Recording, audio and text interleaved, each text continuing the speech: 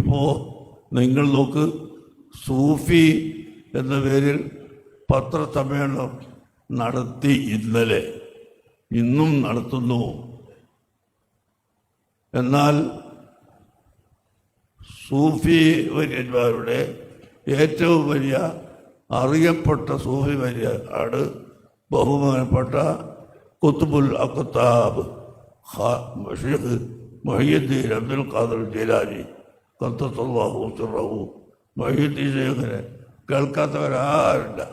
അവർ തസവ്വുഫ് പഠിപ്പിച്ച ഏറ്റവും വലിയ മഹാനാണ്. അദ്ദേഹത്തിൻ്റെ കിതാബ് എല്ലാ കിതാബുകളിലും ആരാണ് സൂഫിയെന്നും ആരാണ് മോമിനെന്നും ശരിക്ക് പഠിപ്പിച്ചിട്ടുണ്ട്. റസൂലുള്ളാഹി പറയുന്നു, വൈലക്ക എന്ന് പറഞ്ഞിട്ട്, എടാ നീ ചിന്തിക്കുന്നില്ലേ, നീ എന്തൊരു മനുഷ്യനാണ് എന്നൊക്കെയാണ് അതിൻ്റെ അർത്ഥം. എന്നിട്ട് പറയുന്നു, ഇന്നക്കത്തഴി സൂഫിയുൻ, നീ സൂഫിയാണ് വാദിക്കുന്നു. എന്നാൽ വസൂഫിയു മൻ മശാ അലാ കിതാബില്ലാഹി വസുന്നത്തി റസൂലിഹി സല്ലല്ലാഹു അലൈഹി വസല്ലം. അള്ളാഹുവിൻ്റെ കിതാബും റസൂലുള്ളാഹിൻ്റെ സുന്നത്തും അനുസരിച്ച് നടന്നവൻ മാത്രമാണ് സൂഫി. അല്ലാതെ വേറെ കുറെ കോപ്പിരാട്ടി കാണിച്ചത് കൊണ്ടോ വേഷങ്ങൾ ധരിച്ചത് കൊണ്ടോ മറ്റൊന്നുകൊണ്ടും സൂഫിയാവുകയില്ല എന്ന് റസൂലുള്ളാഹി തന്നെ വളരെ വ്യക്തമായി പറഞ്ഞു. അദ്ദേഹത്തിൻ്റെ മറ്റൊരു കിതാബിൽ ഫുതൂഹുൽ ഗൈബിൽ കാണാം, അൽ മഖാലത്തുൽ ഊല ഫീമാ ലാ ബുദ്ദ മിൻഹു. ഒന്നാമത്തെ മഖാല എന്താണ്? അംറുൻ യംതസിലുഹു വനഹ്യുൻ യുജ്തനബുഹു. ഇംതിസാലു അവാമിരില്ലാഹി വജ്തിനാബു നവാഹിഹി. അല്ലാഹു തആല കൽപ്പിച്ചത് എടുക്കുകയും വിരോധിച്ചത് ഉപേക്ഷിക്കുകയും ചെയ്യും. അതാണ് മോമിന് കൂടാതെ കഴിയാത്തത്. മൂന്നാമത്തത് ഖദറുൻ യർളാ ബിഹി. എല്ലാ സംഗതികളും അള്ളാഹുവിൻ്റെ ഖദർ കൊണ്ട് ഉണ്ടായതാണ്. സബ്ബിഹിസ്മ റബ്ബിക്കൽ അഅല അല്ലദീ ഖലഖ ഫസവ്വ വല്ലദീ ഖദ്ദറ ഫഹദാ. എല്ലാ വസ്തുക്കളെയും അള്ളാഹു തആല ഖദ്ദറ, നേരത്തെ തന്നെ നിശ്ചയിച്ചു, ഫഹദ, അതിലേക്ക് മാർഗദർശനം ചെയ്തു.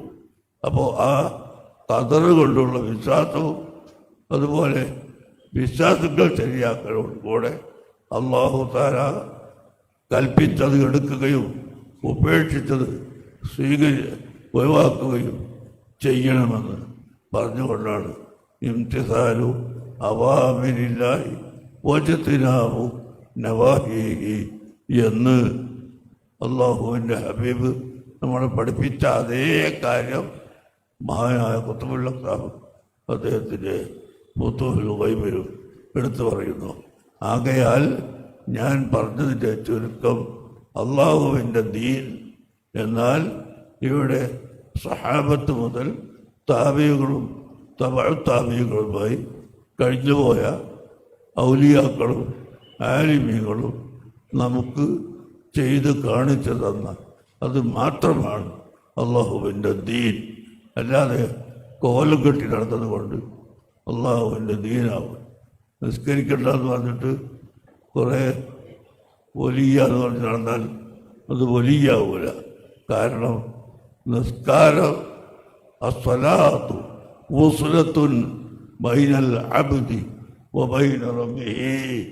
അല്ലാഹു തആലയുടെയും അവൻ്റെ അടിമൻ്റെയും ഇടയിലുള്ള വിസാല് അത് നിസ്കാരമാണ്. ഔലിയാക്കൾ ആദ്യമായി നല്ല വഴിയിലേക്ക് മുരീദന്മാരെ കടത്തും.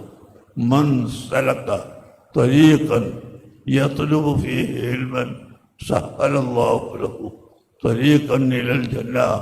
നബി സല്ലല്ലാഹു അലൈഹി വസല്ലം പറഞ്ഞ സുലൂക്ക് അതാണ്. ഓതുല്ലാഹുവിൻ്റെയും റിഫായി ഷേഖിൻ്റെയും മമ്പർത്തങ്ങളുടെയും എല്ലാ ഔലിയാക്കളുടെയും വഴി ആദ്യമായി സുലൂക്ക് എന്ന് പറയും. സുലൂക്ക് എന്ന് പറഞ്ഞാൽ മലയാളത്തിൽ പരിഭാഷപ്പെടുത്തുമ്പോൾ കടക്കുക പ്രവേശിക്കുക എന്നൊക്കെ അർത്ഥമുണ്ട്. പക്ഷേ എല്ലാ പ്രവേശനവും അത് സുലൂക്ക് അല്ല. ഒരു സ്ഥലത്ത് ഒരു വലിയ ബുക്ക് ഫെയർ നടക്കുന്നു എന്ന് സങ്കല്പിക്കുക.